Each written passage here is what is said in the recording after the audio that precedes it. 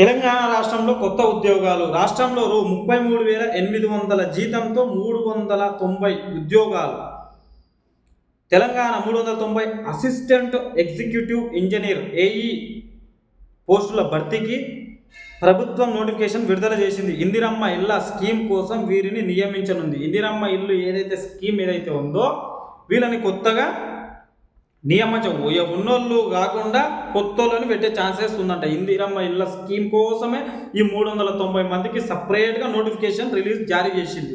ఎవరైనా అప్లికేషన్ పెట్టుకున్నట్టు ఉంటే పెట్టుకోండి. మ్యాన్ కైండ్ ఎంటర్ప్రైజెస్ ఏజెన్సీ ద్వారా అవుట్ సోర్సింగ్ పద్ధతిలో ఏడాది కాలానికి హౌసింగ్ కార్పొరేషన్ ఈ పోస్టులకు భర్తీ చేయనుంది. నెలకు 33,800 వేతనం ఉంటుంది. ఈ నెల ఏప్రిల్ 11లోగా ఆన్లైన్లో దరఖాస్తు చేసుకోవాలి. సివిల్ ఇంజనీరింగ్ చేసి 44 సంవత్సరాల లోపు వారి అర్హత సాధించవచ్చు. వాళ్ళకు ఏజ్ వచ్చేసి 44 సంవత్సరాల లోపు ఉండాలి. 45 ఉంటే తీసుకోరు, 44 ఉన్నా కానీ కొద్దిగా పాజిబుల్ కాదు.